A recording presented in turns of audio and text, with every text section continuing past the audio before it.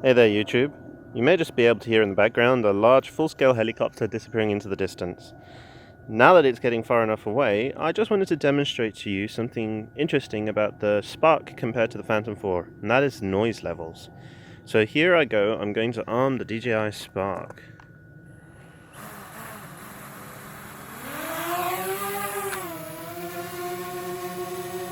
So take a note of how loud it sounds. I can speak at normal volume and you can still hear me at this distance.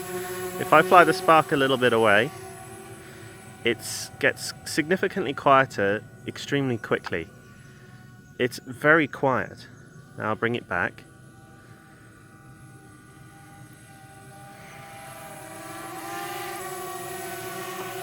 And now I'll land it next to its big brother.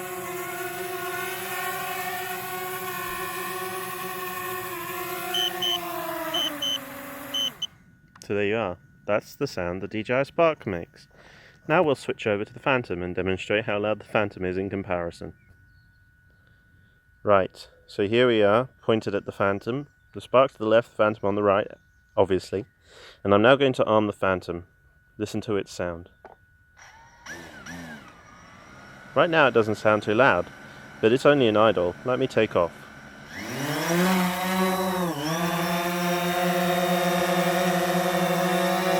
It's extremely loud. I'm having to raise the level of my voice for you to be able to hear it. I can fly away, at which point the sound does drop off a bit, but it's still very loud in comparison to the Spark. I will now land the 4. Pro even. So the big thing to note here is that the Phantom 4 Pro and the 4 are quieter than the Phantom 3 and 2s. Although they do have a slightly slappier sound of the propellers, which I guess is down to the active braking or maybe the propeller design. But man, the Spark is quiet compared. I can't recall how quiet the Mavic was, but I think it was still closer to the loudness of the Phantoms. So there we are. Here we have a side-by-side video of the Spark and the Phantom. Both videos are being shown at 30% their original size. As you can see straight away, the Spark has a much brighter video but much less dynamic range. You don't see those dark details that you do with the Phantom, which is kind of a pity, but it's to be expected considering the size of the camera. It is a pity that they didn't put the 4K camera from the Mavic into the Spark, because I think it would have really been quite a difference. I mean, it didn't even have to be the Mavic's camera, it could have been a mobile phone camera. Just 4K would have been important, I feel, because it allows a certain editing finesse that 1080p doesn't. If you have a look at these flowers, you can see that they are two separate sets of flowers with slightly different colors on the Phantom, but on the Spark they both look almost identical. So the Spark's color representation isn't quite so accurate either.